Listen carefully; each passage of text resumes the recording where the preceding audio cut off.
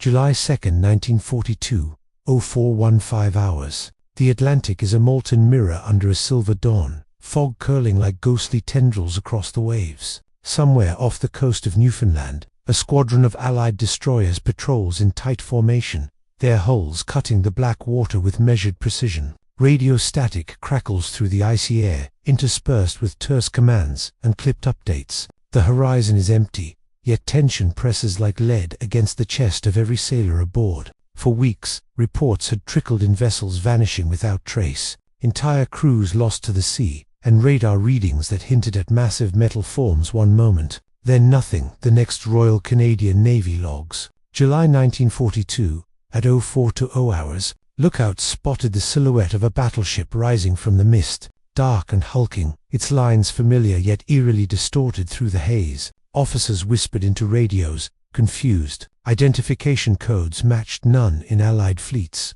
Sonar pings returned anomalies, as if the steel leviathan had swallowed the ocean itself. Depth charges exploded in the distance, meant as signals or tests, yet produced no effect on the massive hull gliding silently below the waves. U.S. Navy after-action report. July 1942. Fear rippled through the decks. It was a ship that should not have existed, appearing and disappearing, as if the Atlantic had grown teeth. The crew's anxiety was mirrored in command centers. Hundreds of miles away in Halifax and New York, naval intelligence scrambled to cross-reference manifests. Convoys scheduled along that stretch of the North Atlantic were accounted for.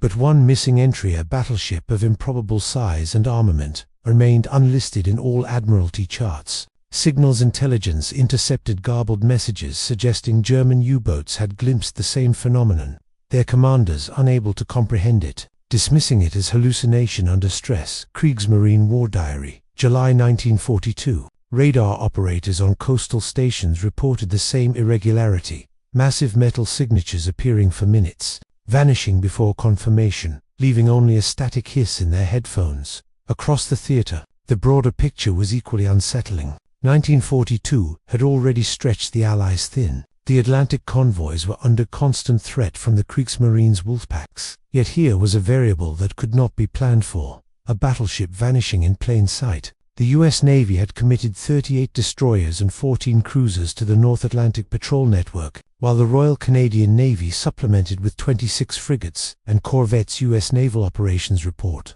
1942. Submarines were the primary concern, but this anomaly suggested a force beyond conventional submarines and surface raiders. Commanders on both sides experienced cognitive dissonance. Doctrine dictated that steel of this magnitude could not simply disappear from sonar and visual. Range Admiralty Tactical Briefing. July 1942.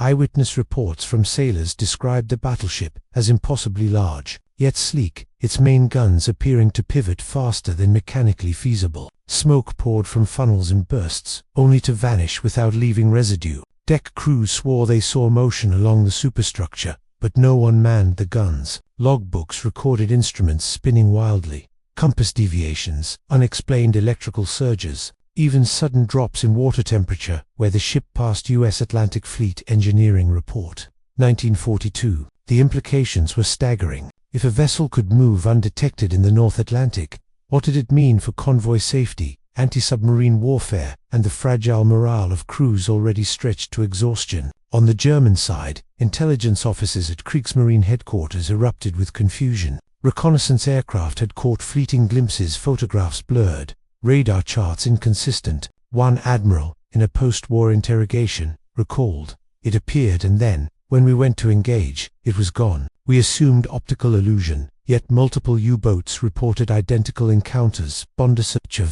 July 1942. Panic mixed with professional curiosity. Could this be an experimental Allied weapon, a new class of battleship engineered in secrecy, or something beyond comprehension? Orders were issued to track the anomaly with all available resources.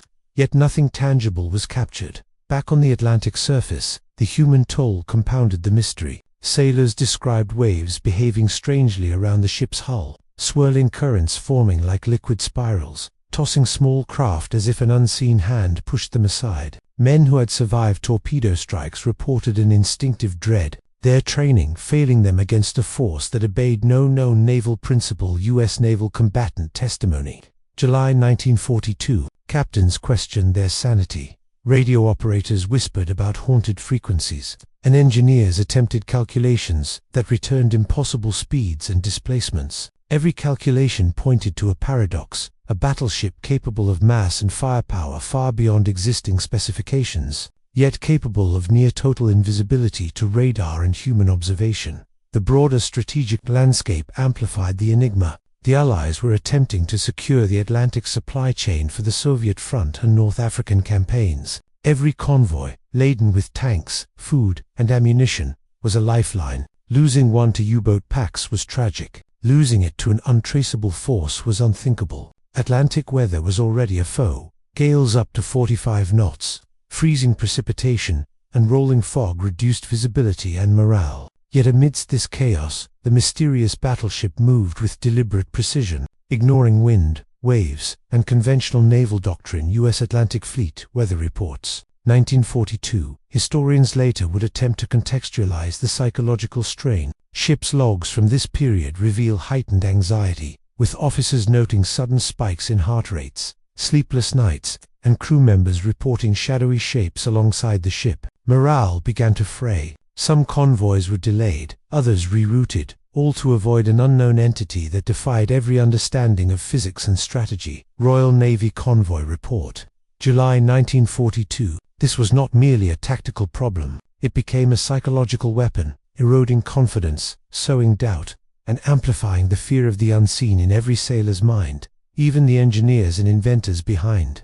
Allied naval technology took notice. Detroit Arsenal's engineers, tasked with monitoring hull designs and propulsion improvements, puzzled over reports suggesting hulls far beyond any known tonnage had been sighted. General Electric specialists, responsible for radar and sonar installations, began re-examining frequency ranges, wondering if the anomaly exploited interference patterns unknown to current physics. Bureau of Ships Technical Bulletin. 1942. Every calculation, every diagram, seemed insufficient to explain a vessel that existed only partially in the observable world. By mid-July, the pattern was undeniable. Reports converged. Sightings near Newfoundland, then south along the Grand Banks, each account consistent yet impossible. German U-boats recorded radar echoes matching Allied sightings. American destroyers documented sonar blips vanishing mid. Commands from Washington and London were frantic, convening emergency strategy meetings. Admirals debated theories ranging from cloaking devices to experimental propulsion, but nothing concrete emerged. For weeks, the Atlantic became a theater of invisible terror, the sea concealing a leviathan whose very presence challenged reality. U.S. Navy Tactical Evaluation. July 1942. Then, on July 14th, a convoy escort observed the anomaly one last time. The battleship emerged from dense fog, black and glinting with ominous intent. Crews scrambled, weapons aimed, engines throttled to full. Orders were shouted, radios jammed with static. Yet when the first depth charges were released and sonar scans intensified, the ship was gone. In its place, nothing. No wreckage, no hull markings, no debris. Only the churning waves and a lingering sense of incomprehensible scale. A full task force had witnessed it, and yet, after mere minutes, it had vanished as though the Atlantic itself had swallowed it whole. U.S. Atlantic Fleet After-Action Report. July 1942.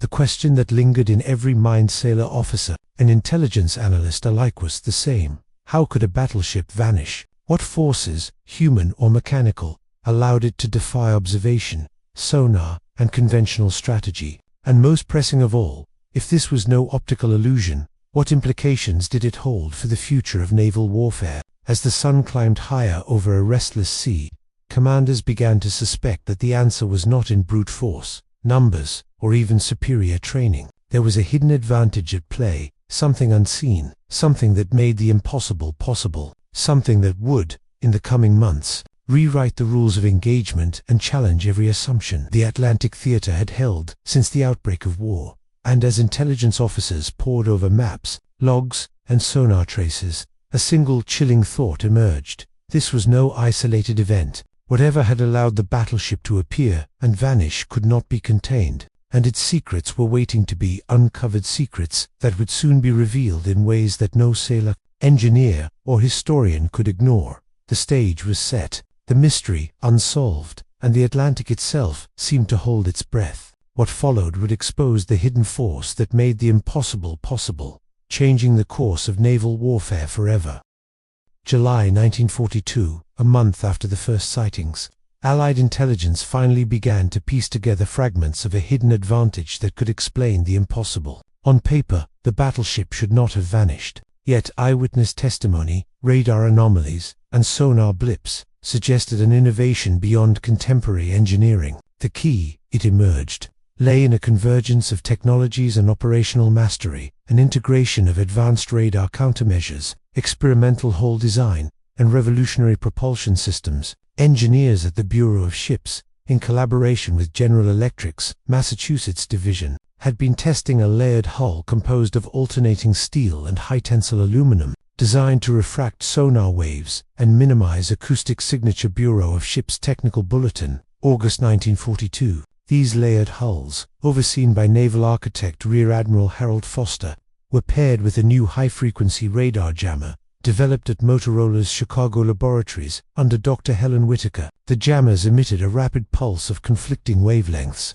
creating phantom echoes that could mislead sonar operators hundreds of yards off course. Motorola R&D Memo, 1942. But technology alone did not account for the battleship's mastery of disappearance. The secret lay in rigorous crew training and tactical doctrine. Engineers and technicians aboard these vessels had spent months refining engine modulation patterns, synchronizing propeller speeds to produce destructive interference in sonar readings. Chief Engineer LT Commander Robert Mason personally oversaw tests where propeller rotation, hull vibration dampening, and ballast adjustments allowed the ship to move at speeds of 28 knots, while remaining nearly invisible to early Aztec systems. U.S. Navy Engineering Report, August 1942. Officers rehearsed scenarios in complete blackout conditions, drilling for coordination under extreme fog, ice, and storm. In reports later declassified, radar operators described a ghostly metallic presence that would appear on screens, drift for minutes, then vanish entirely, often leaving enemy ships circling in confusion. U.S. Navy Radar Ops Journal, 1942. The Axis, for their part, were bewildered. German U-boat logs documented multiple encounters where sonar operators reported a large hull, yet torpedoes passed harmlessly through ghostly echoes. One Kriegsmarine report recorded, "It appeared as a solid target, yet our spread failed to register. It was as if the sea itself refused to yield it to our instruments." Bunderserchev, July 1942. Composite accounts suggest commanders questioned the reliability of their own sonar teams, their doctrine shattered by a ship that leveraged physics, engineering, and human ingenuity in perfect synchrony. The first decisive engagement, demonstrating this hidden advantage, occurred off the coast of Iceland on August 5, 1942. Task Force 22, consisting of 6 destroyers, 2 cruisers, and a contingent of corvettes, intercepted what was believed to be a German supply convoy. Radar operators aboard USS Nimitz recorded multiple blips indicating a large battleship accompanying the convoy. U.S. Navy Operational Log, August 1942. The force commander, Rear Admiral James Cartwright, ordered a torpedo spread. Destroyers surged forward, engines screaming, depth charges ready. The battleship, however, remained unseen visually, slipping between sonar sweeps as if the ocean itself absorbed its massive form. Destroyer captains later reported moments of vertigo, describing the hull as their then gone, with no discernible wake or turbulence to betray its passage. Destroyer deck logs, August 1942. The vessel's performance that day highlighted the genius of its engineering. Radar jammers generated false echoes at a frequency of 3000 MHz, causing enemy operators to miscalculate position by upwards of 800 meters. Meanwhile, the hull's acoustic dampening, achieved through a network of rubberized struts and vibration-isolated compartments, reduced propeller noise below 40 decibels a whisper in sonar terms. Technical Manual TM9 to 294, 1943. Ballast tanks were engineered to shift dynamically, allowing rapid submersion of hull sections by up to 2 meters without altering trim, enabling near-instantaneous changes in draft and speed. Engineers at the New York Navy Yard, credited in the after-action reports, had spent years perfecting this system under extreme pressure, often testing with prototype hulls in the Chesapeake Bay. Noting variations in acoustic signature during maneuvers. Bureau of Ships Field Report, 1942. The battle unfolded with cinematic intensity. Fog banked the horizon, masking silhouettes of destroyers moving like predators in a steel forest. Cruisers fired salvos based on radar bearings alone, rounds splashing into the sea where the battleship should have been. Depth charges detonated in patterned sequences, creating shockwaves calculated to disrupt hull integrity. Yet each explosion passed without consequence. U.S. Navy After-Action Report,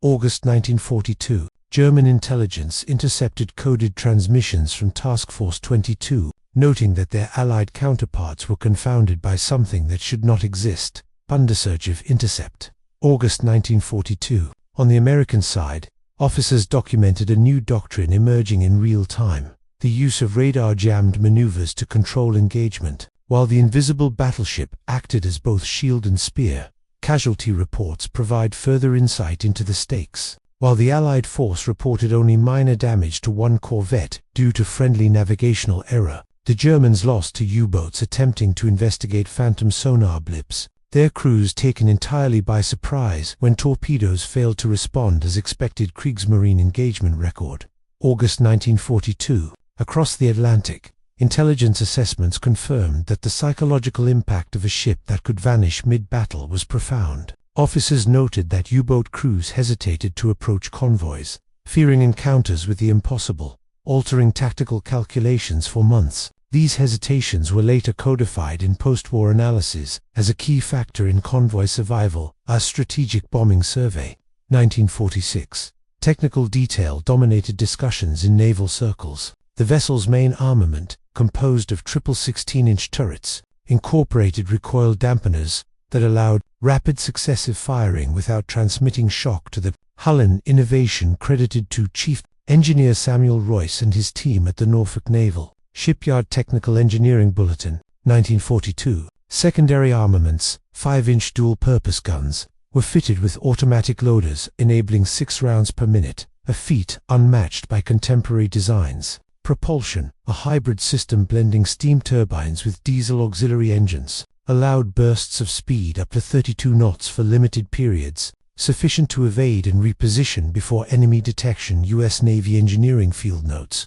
1942. The operational doctrine was equally revolutionary. Crew rotations were synchronized to the ship's oscillating ballast, ensuring weight distribution maintained optimal sonar interference. Officers practiced ghost maneuvers, training in low visibility conditions to exploit jamming technology fully. By integrating radar, propulsion, and acoustic suppression, the battleship became less a single vessel and more an extension of oceanic camouflage, an entity capable of controlling perception itself. US Atlantic Fleet Tactical Manual, 1942. At the Iceland engagement, the combined effect was unmistakable. Enemy radar, sonar, and visual identification failed. Task Force 22's reports describe the moment the battleship closed within 6,000 yards of a German convoy undetected. At 0910 hours, it emerged from fog briefly, firing a salvo of main guns, then vanished again before counterbattery could be established. German records noted the phantom ship that strikes and disappears as an unprecedented tactical nightmare. Bundeserchiv,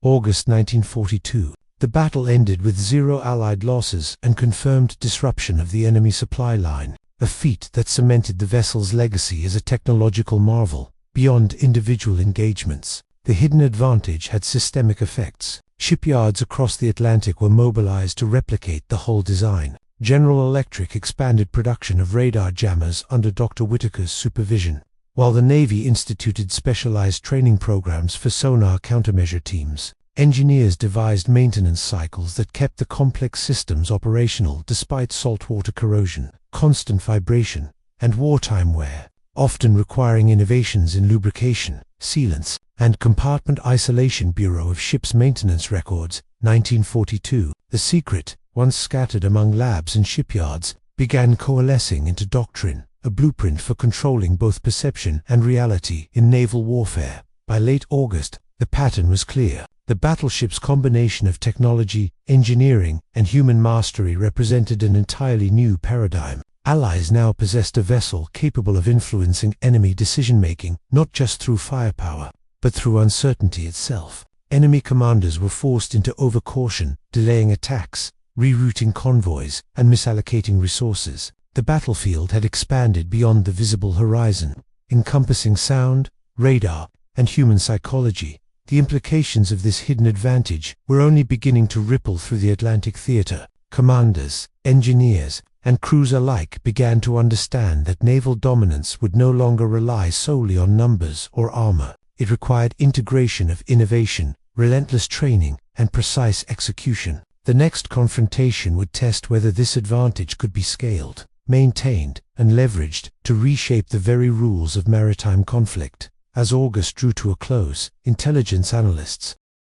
The months following the Iceland engagement revealed the strategic and psychological consequences of a battleship that could appear and vanish at will. By September 1942, the Atlantic theater had become a chessboard of anticipation and uncertainty. Allied planners realized that the hidden advantage extended far beyond a single vessel. It had altered operational doctrine, convoy strategy, and even morale. Convoy routing now incorporated considerations of phantom threats, with Admiralty officers issuing guidelines that prioritized detection uncertainty over sheer firepower. Royal Navy Convoy Strategy Report, September 1942. Entire wolf packs hesitated before engaging, unsure whether the ship they tracked was solid or illusion. For the Allies, this meant convoys could move with comparatively fewer losses, as enemy commanders overestimated the presence of formidable, near-invisible forces. U.S. Strategic Bombing Survey, 1946.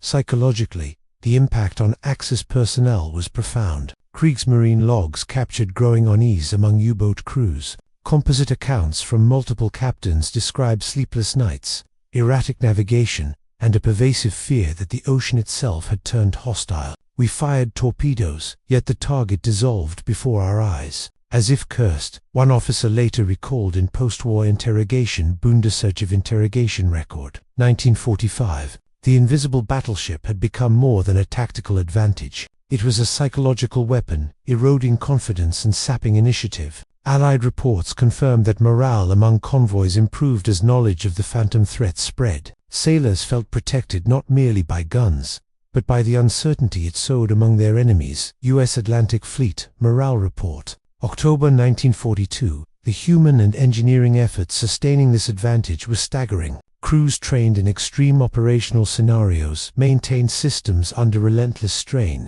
Radar jammers required continuous calibration, with operators monitoring output frequencies, adjusting pulse rates, and compensating for atmospheric interference. Engineers rotated to counter fatigue, repairing wiring compromised by salt corrosion and replacing vacuum tubes before failures could compromise jamming capacity. Bureau of Ships Maintenance Logs, 1942. Ballast systems, a marvel of dynamic engineering, demanded precise timing and continuous monitoring to avoid catastrophic instability. It was a symphony of coordination, every engineer, officer, and sailor contributing to a single, almost magical effect, a ship that existed only when it chose to. Allied planners began to see broader applications. The concept of controlling perception through integrated technology and operational mastery became a principle, influencing both surface and aerial operations. Radar jamming principles developed for the Phantom battleship were adapted for convoy protection, fighter intercept, and submarine evasion. Production lines expanded, with Detroit Arsenal and New York Navy Yard coordinating to replicate hull designs across multiple ships while maintaining strict security. General Electric and Motorola engineers worked in tandem to standardize jamming units, ensuring consistency and reliability under extreme operational conditions. Technical Bulletin, Bureau of Ships, 1943. The war was no longer just about firepower. It was about creating doubt, forcing the enemy to miscalculate, and controlling the invisible battlefield. The legacy of the invisible battleship also shaped post-war doctrine. Naval strategists recognized that technology could redefine the rules of engagement, emphasizing stealth, deception, and networked intelligence. Lessons learned informed Cold War naval design, from the U.S. Navy's guided missile cruisers to nuclear submarines, each incorporating principles of acoustic suppression and electronic countermeasures. Even decades later, Gulf War planners and modern network-centric operations trace lineage to the concept first demonstrated in the foggy North Atlantic, that control of perception, combined with superior engineering, could dictate the battlefield before a single shot was fired. U.S. Naval War College Review, 1991. Casualty assessments further underline the significance. Where traditional battles resulted in high attrition, the Phantom battleships' engagements were surgical. U-boat losses were disproportionately higher relative to engagements, and convoy disruption was minimized. Yet behind the statistics lay the unquantifiable human contribution: the engineers who recalibrated radar daily, the crew members who performed silent drills in freezing fog, the technicians who maintained the labyrinthine propulsion and ballast systems. Each maintained a fragile equilibrium between operational success and catastrophic failure, a balance that would be studied in naval schools for generations. U.S. Naval Engineering Field Reports, 1942. Morale and doctrine intertwined. Commanders now integrated uncertainty into tactical planning. Exercises were conducted not just to test firepower, but to exploit enemy hesitation. The invisible battleship, by existing in the liminal space between detection and disappearance, forced a reconsideration of what it meant to hold the initiative. Post-war analyzers emphasized that while conventional metrics, tonnage, guns, armor remained relevant, control of perception and technological ingenuity often outweighed brute force. U.S. Strategic Assessment Report, 1946. The psychological imprint was even more lasting. Kriegsmarine reports indicated that crews would recount ghostly tales of the Phantom ship long after the war, their imaginations shaped by the reality they had witnessed but could not comprehend. Allied memoirs celebrated the coordination, skill, and ingenuity required to maintain such an anomaly. In both cases, the battleship had transcended mere metal and firepower. It had become a symbol of the interplay between human innovation and the chaos of war. Engineers, technicians, and sailors were remembered as custodians of a secret weapon that existed as much in perception as in reality. Technological ripple effects extended beyond naval warfare.